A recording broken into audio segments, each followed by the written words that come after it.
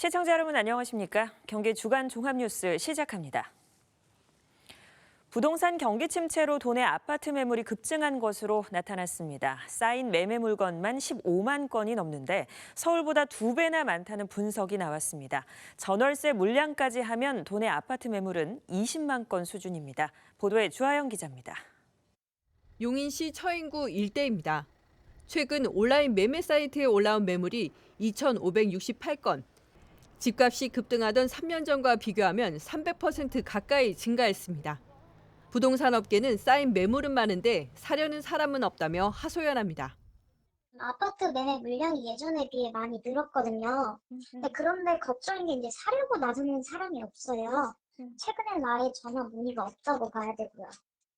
부동산 경기 침체가 이어지면서 매매 거래가 체결되지 않고 아파트 매물만 쌓이는 겁니다. 이렇게 경기도 내 쌓인 아파트 매물만 21만 4,390건, 서울 13만 4,414건과 비교해도 8만 건 가깝게 경기도가 더 많습니다. 인천보다는 342%가 더 많습니다. 전세와 월세를 빼도 도내 쌓인 매매 물량은 15만 1,000건이 넘습니다. 8만여 건 수준인 서울과 비교했을 때 2배 가까이 많은 수준입니다. 업계에선 코로나 기간과 비교했을 때 도내 거의 모든 지역에서 50% 이상 매물이 증가한 것으로 보고 있습니다. 200% 이상 증가한 지역도 있습니다. 용인시 처인구는 293.4%, 양평구는 214.4%, 수원시 팔달구 210.6% 증가했습니다. 매물 증가폭은 가팔랐지만 가격 움직임은 0.2% 내외로 크게 오르지도 내리지도 않고 있습니다. 업계에선 적체된 매물이 일부분 해소되기 위해서는 금리 인하 등 경제 전반의 변화가 필요할 것으로 보고 있습니다. BTV 뉴스 주하영입니다. 경기 지역의 단독주택과 빌라의 절반이 준공 20년이 넘은 건물입니다. 거주자의 평균 나이는 65세로 비교적 고령층인 것으로 조사됐는데요. 주택가 재정비가 앞으로 사회 문제가 될 것이라는 전망이 나오고 있습니다. 박희분 기자입니다. 경기 지역에서 아파트를 제외한 주택 수는 지난 2020년 기준 119만 8천 가구입니다. 이 가운데 준공 20년이 넘은 노후주택은 54만 가구에 육박해 45%를 차지합니다. 단독주택이 절반 이상을 차지하고 다세대 주택과 연립주택 순입니다. 노후주택은 서울과 상대적으로 가까운 수원 장안구와 부천, 성남, 의정부 등에 집중된 것으로 나타났습니다. 대체로 주거 수요는 꾸준해 노후 아파트 재정비 논의가 활성화되고 있지만 주택 정비는 쉽지 않습니다. 집주인 평균 연령이 65.8세로 고령인데다 경제적 여건이 다소 떨어지기 때문입니다. 노후주택 가구의 월 평균 소득은 311만 원으로 노후주택 외 집주인의 소득보다 월 100만 원 이상 낮았습니다. 실제 노후주택 가구의 약 3분의 1은 주택 개조에 어려움을 겪는 이유로 경제적 부담을 꼽았습니다. 가로주택 정비사업 등 소규모 정비사업이 일부 이루어지고 있지만 이 같은 이유로 대부분 조합 설립 단계부터 난항을 겪고 있는 상황입니다. 노후주택 정비가 활성화될 수 있도록 세제나 자금 지원 확대 등 추가 인센티브가 필요하다는 지적이 나옵니다. 다음 달 시행 예정인 노후계획도시 특별법과 비슷한 용적률 인센티브를 아파트가 아닌 주택까지 확대해야 한다는 주장입니다. 정말 정비 사업을 추진하기에는 열악한 지역의 노후주택 소유자들을 위해서 사업이 작동할 수 있게끔 추가적인 인센티브가 필요합니다. 주택 건설 사업자가 모든 프로세스를 관장하는 사업자로 나서더라도 소규모 정비 사업에 준하는 용적률 인센티브와 주차장 등 건축 규제의 완화가 제공돼야 될 것입니다. 주택산업연구원은 노후주택 정비 사업에 대형 건설업체 참여를 기대하기 어려운 만큼 지자체 등이 추천하는 제도를 만들어 지역의 건설 사업자들에게 믿고 맡길 수 있는 방안이 필요하다고 제안했습니다. BTV 뉴스 박희붕입니다. 부동산 경기가 침체되면서 최근 경기 지역의 민간 임대 아파트를 둘러싼 분쟁이 많아지고 있습니다. 사업 시행자와 임차인 사이의 갈등이 결국 소송으로 이어지는 경우도 나오고 있는데요. 오늘 이 민간 임대 아파트 문제를 취재 기자와 함께 짚어보도록 하겠습니다. 백창현 기자. 네, 보통 저희가 임대 아파트라고 하면 뭐 LH 같은 공기업이나 나라에서 지은 아파트들, 그래서 좀 생각이 나는 건 국민임대, 뭐 공공임대, 행복주택 이런 것들이 좀 떠오르는데 오늘은 이제 민간 임대 아파트가 문제가 된 걸 얘기해 볼 텐데 이 아파트는 일단 우선 어떤 건가요? 네, 우리나라 임대 아파트는 뭐 크게는 두 가지 정도로 나눌 수가 있는데요. 방금 말씀하신 것처럼 이 공기업이나 국가에서 공급하거나 지원하는 공공임대 아파트가 있고요. 네. 또 2015년에 박근혜 정부 시절에 뉴스테이 아파트를 시작으로 등장한 기업형 민간 임대 아파트가 있습니다. 네, 기업형 민간 임대 아파트. 공공임대 아파트와 좀 어떤 게 다른가요? 근데 가장 먼저 이 소유주가 다릅니다. 우리가 알고 있는 이 공공임대 주택 보통 이제 지자체가 국가나 관리하는 그런 아파트죠. 네. 이거는 국가가 주인입니다. 그런데 이 기업형 민간 임대 아파트는 민간 업체가 아파트의 소유주, 즉 임대 사업자가 됩니다. 이런 기업형 민간 임대 아파트는 좀 비교적 규제에서 좀 자유로운 편입니다. 네, 규제에서 자유롭다. 그러니까 일단 공공임대 아파트를 생각해 보면은 입주 조건들이 여러 가지가 있잖아요. 일단 무주택자여야 하고 뭐 의무 거주 기간도 있고 가구 수나 소득 이런 것들 여러 가지 이제 증빙도 필요하고. 근데 규제에서 자유롭다고 하면 민간 아파트들은 이런 게 없는 건가요? 네, 이런 민간 임대 아파트는 들어가는 데에 제한이 전혀 없습니다. 전혀 없습니까? 네. 네. 이 임대 아파트이기 때문에 이 매매 거래 발생하는 취득세, 뭐 재산세, 등록세 이런 것도 없고요. 뭐 부동산 거래가 아니기 때문이고요. 또 이 부동산 거래가 아니라는 점 한번 기억해 네. 주시면 좋을 것 같습니다. 그러니까 말씀하신 걸 정리해 보면 매매가 아니니까 세금이 없다라고 볼 수 있을 것 같은데 아니 말만 들으면 입주 자격도 제한도 없지 세금도 없지 너무 좋은 조건일 수밖에 없는 것 같은데 어쨌든 임대 아파트니까 어느 정도 산 후에는 내 소유, 그러니까 분양 전환이 된다는 거죠, 이것도. 맞습니다. 이 안성의 민간 아파트 경우에는 이제 당첨자에게 초기 전세금의 일정 금액의 추가금을 내면 10년 뒤에 분양 전환 뒤 소유권을 주기도 했는데요. 네.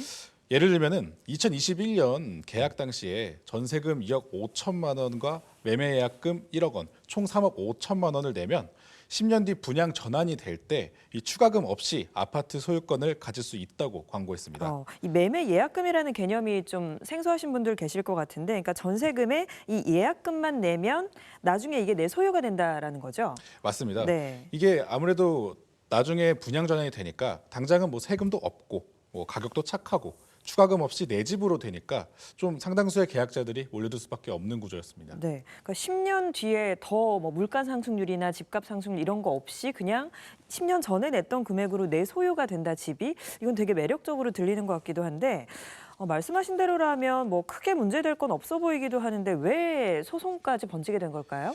문제는 이 임대 아파트의 입주권, 그러니까 임차권이라고 하는데 이 임차권이 거래가 된다는 점부터 좀 시작이 됐습니다. 네. 뭐 예를 들면 제가 LH에서 만든 공공임대 아파트에 당첨이 되면 이 아파트에 임대에 살 수 있는 권리, 아까 말씀드린 대로 임차권이 있죠. 네. 근데 제가 사정상 이 아파트에 못 들어가게 되면 임차권을 포기합니다. 임차권을 포기하면 네. 이 아파트의 예비번호를 가진 사람이 그런 사람에게 이제 넘어가겠죠. 네, 그러니까 공공 임대 아파트 생각해 보면 발표할 때 예비자들까지 다 발표가 되잖아요. 그래서 그 순서에 따라서 들어가게 되는데 민간 임대 아파트는 그렇지가 않나요? 네, 그 기업형 민간 임대 아파트의 임차권을 가지고 있으면 그걸 다른 사람한테 팔 수가 있습니다. 네. 거래 제한이 없다는 거 아까 말씀드렸죠. 네. 이 거래 제한이 없다는 건 뭐 다시 말씀드리면 여러 개를 살 수도 있고 또 여러 개를 팔 수도 있다는 이야기인데요. 이 안성 민간임대 아파트를 보시면요. 한 1240세대가 되는데 이 중에 600세대, 한 절반 정도는 네. 임차권 거래가 된 것으로 보이고요. 아, 네. 이 한 사람이 임차권 여러 개를 산 경우도 있고 뭐 분양권에 프리미엄 붙잖아요. 이 프리미엄이 붙듯이 많게는 4천만 원까지 이른바 피가 붙어서 거래가 된 경우도 있었습니다. 그러니까 대부분 절반 이상, 절반 가까이가 이제 실거주 목적보다는 이런 임차권을 거래할 목적으로 좀 분양을 받은 분들이 많다라는 게 좀 확인이 된 것 같은데 여기에 이제 문제가 되는 게 웃돈을 붙여서 거래했다라는 것이 좀 문제 발생의 원인이 되겠네요. 맞습니다.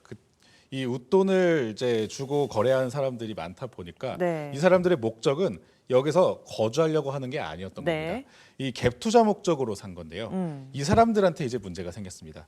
아시다시피 이게 갭 투자는 아파트의 매입 금액을 이 전세 세입자가 준 전세금으로 메꾸는 형태죠. 네.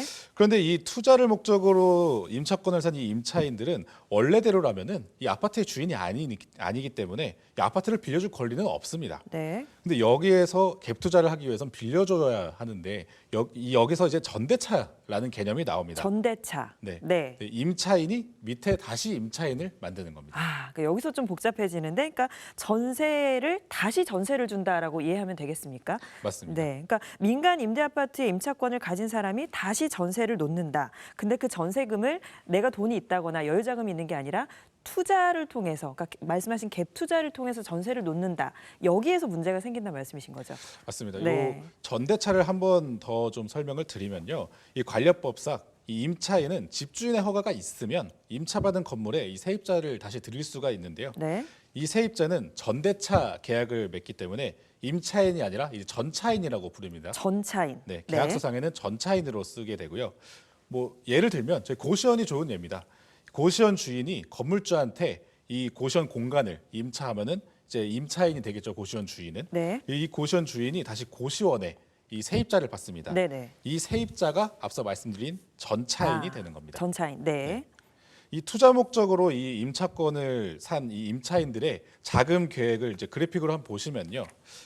이 민간 임대 아파트를 예를 들겠습니다. 안성에 있는 네. 이 아파트 분양 전환 임대차를 하려면 전세금 2억 5천만 원에 매매 예약금 1억 원, 총 3억 5천만 원이 들어갑니다. 임차권을 산 사람들은 이 아파트 전세 계약금 2,500만 원, 그리고 매매 예약금 1억 원, 1억 2,500만 원을 냅니다. 이 아파트 시행사에는 1억 2,500만 원만 내고 남은 잔금 2억 2,500만 원은 이 집에서 실제로 살 세입자, 아까 말씀드린 이 전차인에게 전세금을 받아서 채울 계획을 한 겁니다. 네. 그러니까 이제 매매 예약금의 10%인 2,500만 원에 전세 계약금이 10% 2,500만 원에 매매 예약금만 내서 전세를 또 놔서 그걸로 이렇게 하겠다는 이제 진짜 이게 전형적인 갭 투자 아니겠습니까? 그 목적으로 거래가 한 분들이 많다라는 얘기인 거죠. 네, 맞습니다. 여기서 어떤 문제가 그럼 실질적으로 발생했나요? 이 겉으로 보기에는 일반적인 갭 투자랑 크게 다르지가 않아서 문제가 발생돼 보이지는 않습니다. 네. 그런데 이 전세 세입자, 이 전차인을 구하기가 아주 어려운 상황이 되면서 갈등이 생긴 겁니다. 이 입주가 시작되면서 이 잔금을 치를 때가 되니까 이 시행사가 네. 이 임차인들한테 전입 신고와 확정 일자를 받아야 된다고 통보한 겁니다. 그러면 임차인들한테 전입신고 확정일자 받아야 된다고 하면 거기에 전세로 들어갈 사람들도 만약에 대출을 받을 거면 그 과정이 또 필요하지 않습니까? 그러니까 이 전입 신고와 확정 일자는 아시다시피 임차인 아니면 전차인 둘 중에 한 명밖에 받을 수가 없고요. 네. 전차인이 전입신고 확정일자를 받을 수가 없게 되니까 은행 대출을 받을 수가 없게 되는 겁니다. 네. 이런 자금 문제가 생기니까 이 전차인을 구하는 게 어려워지는 거죠. 그러니까 그만큼 현금을 보유하지 않은 사람들은 들어갈 수가 없는 상황이 된 건데 그렇다면 시행사는 왜 전입신고와 확정일자를 받아야 된다고 얘기를 한 건가요?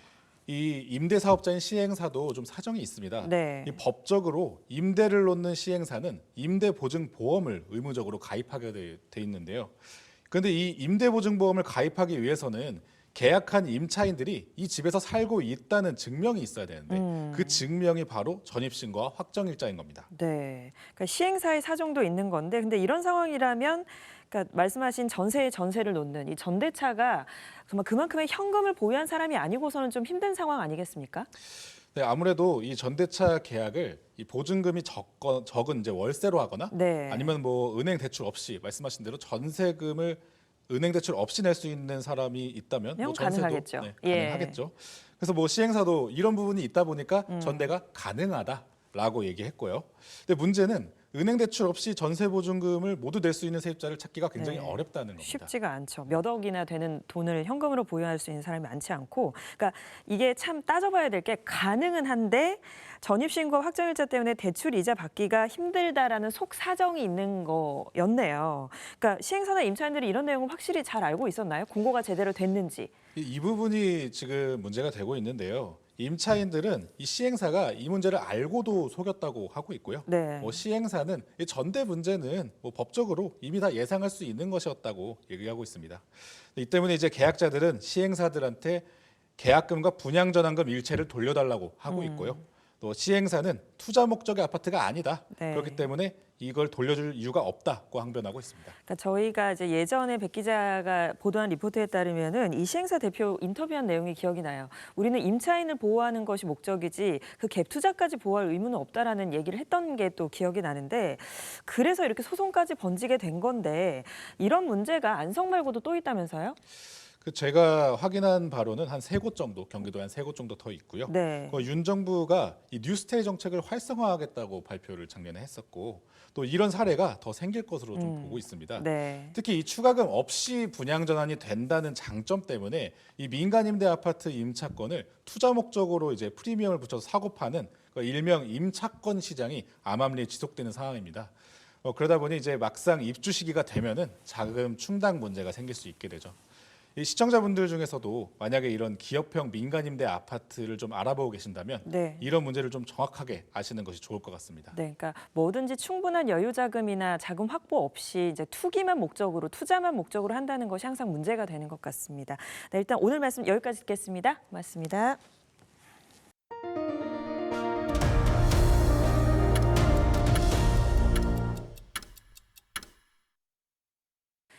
안양역 앞은 한때 안양 상권의 중심이었지만 지금은 상가 공실률이 10% 중반대가 될 정도로 침체의 늪에 빠져 있는데요. 상권 활성화 방안을 찾고 있는 안양시가 하나의 방안으로 자율 상권구역 지정을 카드로 꺼내들었습니다. 이창호 기자의 보도입니다. 안양역 앞에 형성돼 있는 상권은 6곳입니다. 안양 1번가와 안양 1번가 지하상가, 중앙 지하상가, 전통시장인 중앙시장과 남부시장, 골목 상권인 백리단길 등입니다. 하지만 안양의 중심이었던 이곳은 1990년대에 평촌 신도시가 조성되면서 상권이 서서히 침체하기 시작했습니다. 이후 코로나19로 큰 타격을 입었고 상가 공실률 또한 크게 늘면서 상권은 더 악화했습니다. 한국부동산원의 상업용 부동산 임대 동향 조사 자료를 보면 코로나19 이전인 2019년 말 2.8%였던 안양역 앞 상권 공실률은 지난해 말 14.1%로 크게 늘었습니다. 불과 5년 만에 5배나 늘어난 겁니다. 통계 기준은 부동산원이 일반적 공실률로 발표하는 3층 이상이거나 연면적 330제곱미터를 초과한 중대형 상가입니다. 침체가 계속되자 안양시는 지난해 안양 1번가 주변 상권 활성화를 위한 용역을 실시했습니다. 시는 활성화 방안의 하나로 자율상권구역 지정을 올해 추진합니다. 자율상권구역은 지난 2022년 시행된 지역상권 상생 및 활성화에 관한 법률에 따른 것으로 정부 공모 사업입니다. 쇠퇴한 상권이 대상이며 상인과 건물주, 토지주가 50% 이상 동의해야 신청할 수 있습니다. 정부 공모에 선정되면 5년간 100억 원의 예산이 활성화 사업에 투입됩니다. 안양시는 올해 차분하게 준비한 뒤 내년 안양역 앞 6개 상권을 묶어 하나의 자율상권 구역 지정을 신청할 예정입니다. 안양의 중심 상권을 되살리기 위해 안간힘을 쓰고 있는 상인들. 자율상권 구역 지정이 돌파구가 될지 지켜볼 대목입니다. BTV 뉴스 이창호입니다. 평택시가 경기도 최초의 국제학교 건립을 추진하고 있는데요. 시가 전담팀까지 꾸려 총력을 기울이는 국제학교. 당초 설립 목적과 현재 다른 지역에서 어떻게 운영되고 있는지 배상민 기자가 살펴봤습니다. 일반 학교와 다른 세련된 외관, 여러 나라 국기가 펄럭이고 스쿨버스가 줄지어 서 있습니다. 지난 2010년 문을 연 인천 송도의 국제학교. 이곳에선 유치원부터 고등학교까지 모든 교육과정이 운영됩니다. 제주를 제외하고 교육당국의 허가를 받은 국제학교는 전국적으로 3곳, 인천에 2, 대구 하나입니다. 이들 학교의 내 외국인 학생 현황과 등록금을 비교해보면 체드윅 송도는 외국인 597명, 내국인 832명에 연간 수업료는 4천만 원대, 칼빈 매니토바 외국인 123명, 내국인 389명, 연간 수업료 2천만 원대, 대구국제학교 외국인 79명, 내국인 272명, 연간 수업료 2천만 원대, 세 학교 모두 입학금, 스쿨버스비, 기숙사비, 식비 등은 뺀 금액입니다. 내국인이 외국인보다 최대 3배가 많은데 체드윅과 대구의 경우 정원 대비 내국인 비율 한도 40%를 꽉 채웠습니다. 대학 등록금보다 몇 배나 비싼 학교를 유치원부터 보낼 수 있는 학부모는 그리 많지 않습니다. 보내고 싶긴 한데 말이 국제학교지 그냥 약간 왜 좀 이렇게 특권층에 대한 적이지 않을까 하는 좀 그런 게 있어서 그냥 요건이 된다면 보내고 싶긴 한데 그냥 금액적인 비용적인 면에서 생각하면 그냥 생각하지 않는 그냥 전혀 바라보지 않는 그런 쪽인 것 같아요. 2021년 국제학교 설립 승인 권한이 교육부 장관에서 시도교육감으로 바뀌었습니다. 이후 인천에서만 추가로 2곳, 부산, 경기 평택에서도 국제학교 유치 논의가 이뤄지고 있습니다. 이런 가운데 국회가 국제학교 난립에 제동을 걸었습니다. 더불어민주당 민영배 의원이 외국 교육기관 설립 운영에 관한 특별법 개정안을 대표 발의한 이유로 현원 대비 내국인 비율이 80%에 육박하는 데다 비싼 학비로 국제학교가 국내 특권층이 다니는 학교로 변질됐다고 지적했습니다.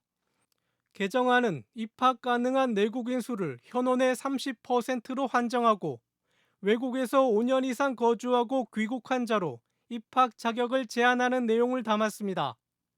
교육부가 밝힌 외국 교육기관의 설립 목적, 경제자유구역 등 법령에 따른 특정 지역의 외국인 교육 여건을 향상시킴으로써 외국인의 투자 환경 조성입니다.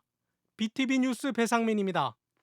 우리 주변에서 만나볼 수 있는 기념비 중에는 일제시대에 세워진 것도 많은데요. 하지만 한자로 되어 있어 어떤 취지로 세워진 것인지 알기 어려운 도민들에게 그 실상을 알리는 전시회가 경기도청에서 열리고 있습니다. 임세혁 기자가 소개합니다. 용인문화원 친일 상징물 전시관이 소장하고 있는 팔괭 이루비의 탁본입니다. 1941년 일제시대 대표적 친일파인 송병준의 아들이 비석에 문구를 썼으며 온 세상이 천황의 치세에 든다는 뜻이 담겨 있습니다. 수원시 서둔동에 있는 혼다 코스케 흉상좌대석의 탁본. 흉상좌대석은 지난 1924년 조선 총독부 고위 관료였던 혼다 코스케를 기념하기 위해 세워졌습니다. 일본인 관료를 기리기 위한 조형물을 조선 땅에 설치한 것엔 식민 통치를 미화하기 위한 목적이 숨어 있습니다. 민족문화연구소가 주최하고 경기문화재단 등이 후원하는 비문에 남긴 찬사, 그 이면의 흑역사 전시회에서 소개하고 있는 전시품들입니다.